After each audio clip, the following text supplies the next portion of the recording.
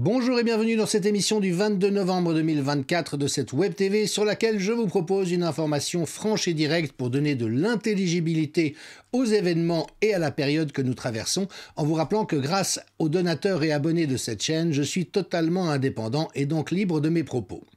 Suite à la précédente émission qui portait sur la situation en Allemagne avec les dossiers RKI, Robert Koch Institute, qui démontrent de manière déterminante, mais aussi actionnable devant les tribunaux, que les autorités ont menti et ont substitué à la bonne science des décisions politiques qui n'avaient aucune validité sanitaire et qui étaient destructrices envers la population, il y a eu beaucoup de réactions, y compris un sabotage de mes systèmes informatiques. Ce qui, évidemment, à tout prendre est également bon signe. Et puis, beaucoup de questions m'ont été posées sur la situation de l'avocat Rainer Füllmich, incarcéré en détention préventive depuis une année en Allemagne, et malheureusement, les nouvelles ne sont pas bonnes. Alors, je me permets de faire un arrêt sur image parce qu'il est important de repérer qu'à mesure que la situation de tous ceux qui ont magouillé dans cette conspiration à l'échelle de la planète pour instrumentaliser une pseudo-épidémie respiratoire virale, autant dis-je, leur situation se fragilise, autant leur anxiété monte et autant ils sont susceptibles de se montrer violents et dangereux et arbitraires, et le cas malheureusement de Maître Füllmich l'illustre de manière éclatante.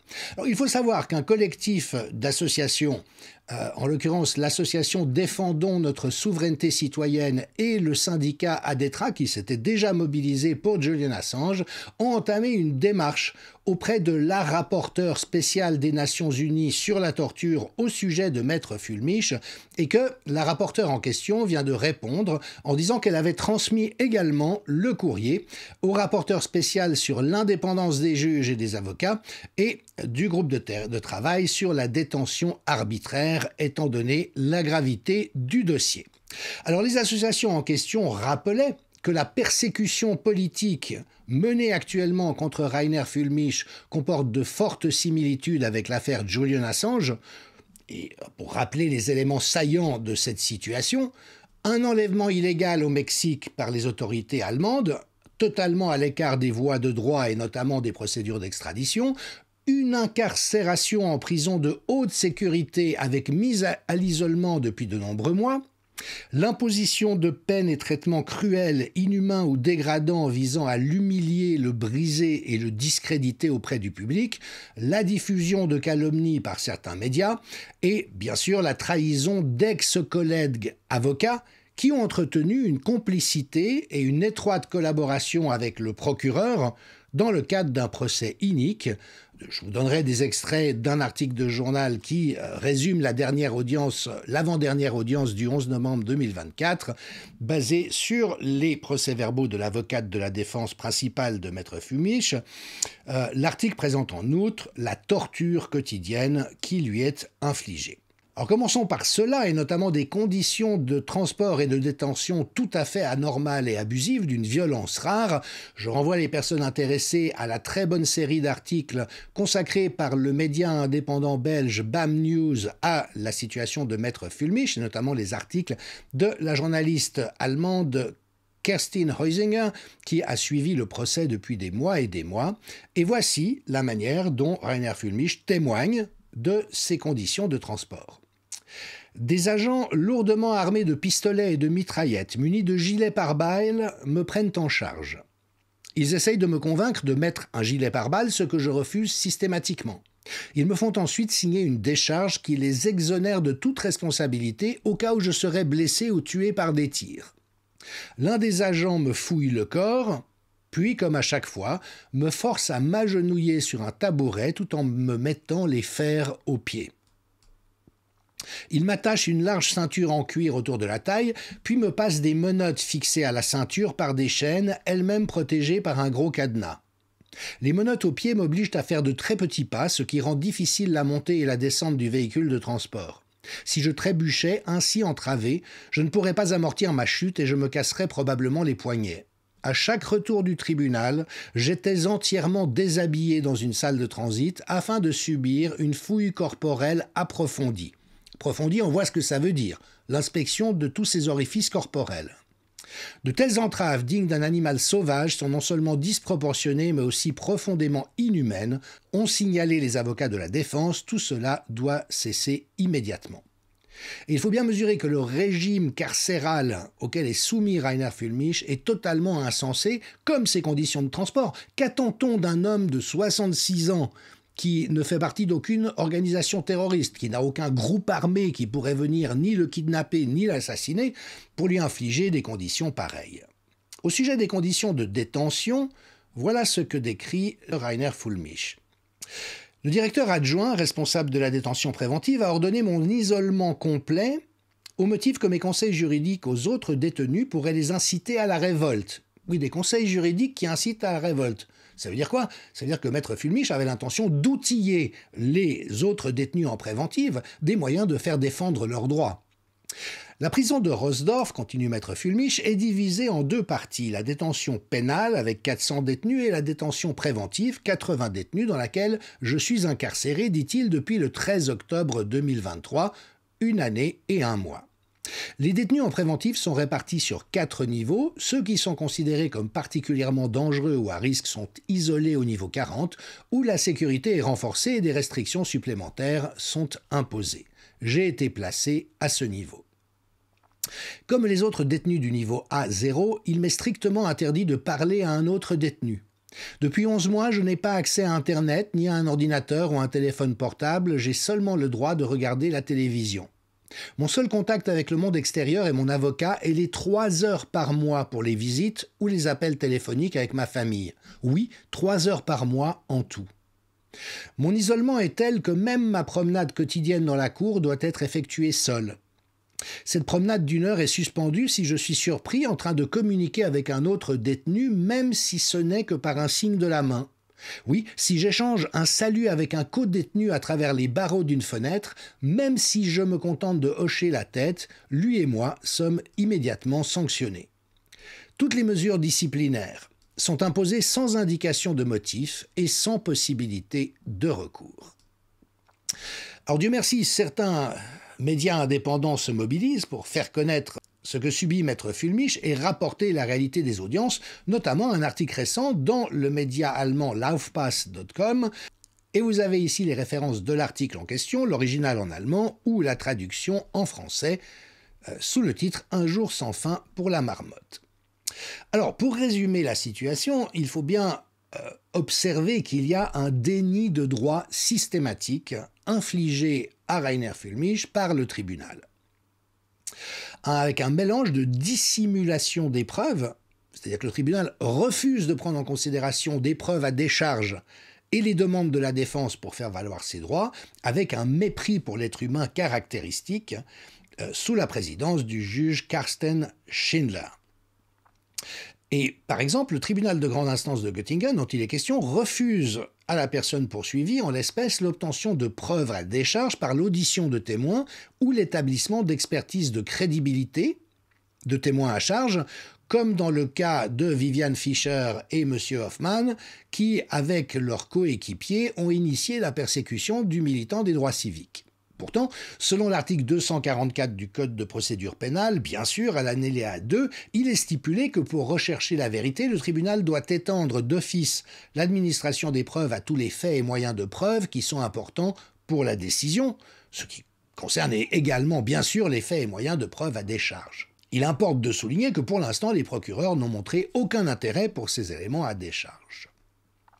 Alors, Maître Wörmer, par exemple, dans cette 37e audition, 37 auditions, pour un cas où un avocat est soupçonné de manière abusive d'avoir détourné des fonds, en rappelant au passage, c'est quand même le cœur de l'affaire, que Rainer Füllmich n'a jamais transféré d'argent d'une manière ou d'une autre en secret.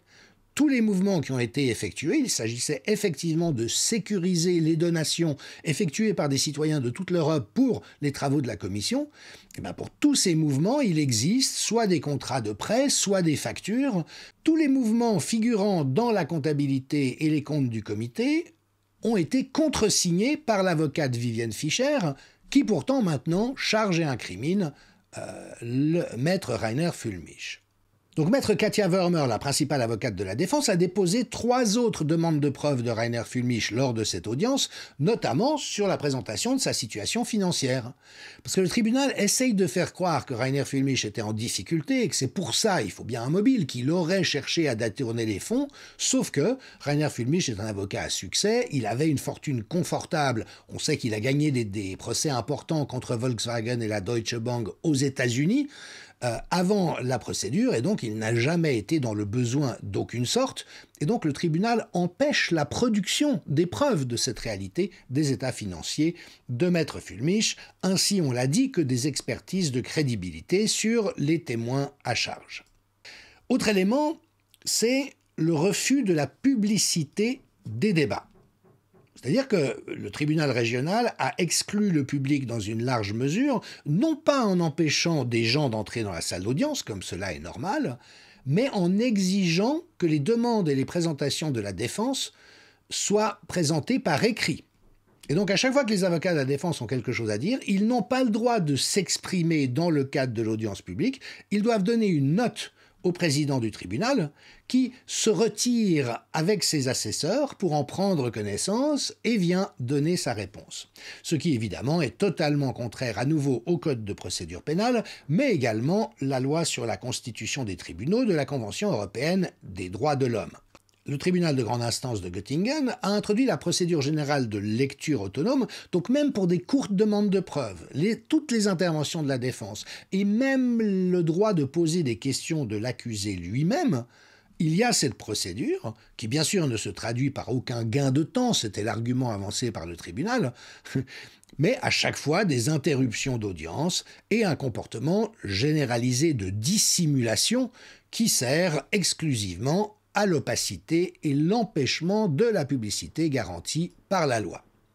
Alors, la défense reste extrêmement combative quant à cette partialité invraisemblable du juge, et par exemple, lors de cette 37e journée d'audience, Rainer Füllmich a annoncé 2 plaintes pénales contre le ministère public, ainsi contre les juges professionnels de la Chambre, d'une part pour violation de la loi en ce qui concerne la conduite des débats, avec l'empêchement de toute nouvelle administration de preuves, mais d'autre part pour lésions corporelles graves allant jusqu'à la tentative d'homicide en ce qui concerne les mauvais traitements physiques et psychologiques infligés à Rainer Füllmich en détention préventive depuis plus d'1 année, donc isolement, privation de sommeil, harcèlement et diffamation de la part de la direction de l'établissement pénitentiaire et d'une partie des agents, ainsi que pendant son transport, tout ce que nous avons déjà vu. Et la réponse du juge face à ces différentes demandes et plaintes, donc possibilité de produire des preuves, expertise des témoins et mise en cause des conditions d'incarcération et de transport de maître Füllmich, se sont traduits, devinez quoi, par un rejet de toutes les demandes. Les avocats les ont ensuite à nouveau présentées par écrit et après une pause pour le déjeuner, le juge a effectivement confirmé le rejet des demandes. Alors, maître Wörmer a ensuite présenté 2 nouvelles demandes. La première concernait l'examen de maître Füllmich par un médecin de confiance, auquel le tribunal devait d'abord donner accès à l'établissement pénitentiaire. Ensuite, la levée des mesures de sécurité particulières prises pendant le transport. Eh bien, évidemment que cela a de nouveau été rejeté.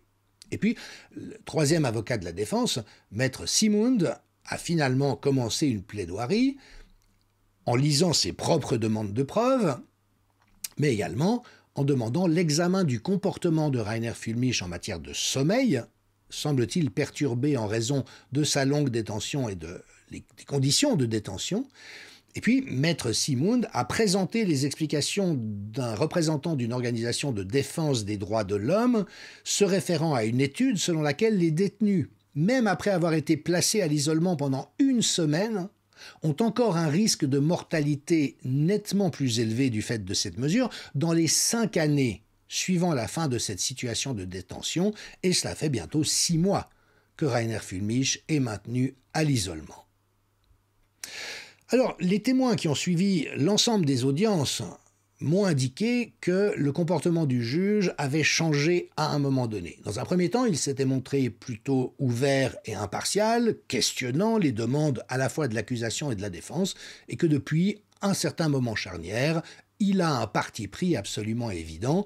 Il faut rappeler au passage qu'un juge des affaires familiales de Weimar, qui s'était prononcé contre l'imposition du port du masque à l'école, dont on sait aujourd'hui qu'elle est inutile et destructrice, avait subi un ensemble de perquisitions ayant conduit à un procès qui a été soldé par une suspension de 2 ans dans ses compétences et son rôle de juge, et il vient d'être révoqué ces derniers jours de la magistrature. Donc là encore, on fait des exemples.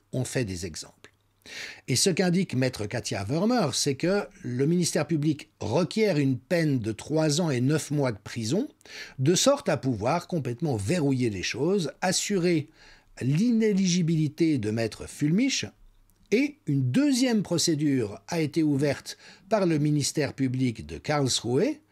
Les avocats ont demandé que les 2 procédures soient jointes, étant donné qu'il s'agit des mêmes faits, mais le tribunal a refusé en voulant d'abord infliger une condamnation qui sera ensuite aggravée, le cas échéant, par un second procès. Et donc l'intention d'aboutir à une condamnation, mais également de faire un exemple, est parfaitement obvie. Je rappelle, j'avais produit une émission le 19 octobre 2023 sur l'arrestation de maître Fulmich dans des conditions rocambolesques et illégales au Mexique, et en indiquant que le risque était très élevé qu'il vive la situation d'un nouvel Assange. C'est le but de toute l'opération, faire peur, montrer qu'il n'y a aucune limite à la persécution, à la torture des dissidents, et donc maître Fulmich, aujourd'hui, ne va pas bien et a besoin de notre soutien. Alors celui-ci, bien sûr, est fort. Il y a d'abord un regroupement d'avocats allemands qui s'appelle Anwälte für Aufklärung, ce qui veut dire les avocats pour l'éclairage, pour la lucidité, pour le dévoilement des réalités de la situation, qui se mobilisent. Différentes pétitions qui circulent en ligne, que je vous invite à signer, celle-ci sur le site Free Rainer Fulmich, donc libérons maître Fulmich, dont vous avez la référence ici en violet. Si vous voulez signer la pétition qui a déjà recueilli plus de 40 000 signatures, veillez à cliquer l'onglet de langue en haut à droite sur le français.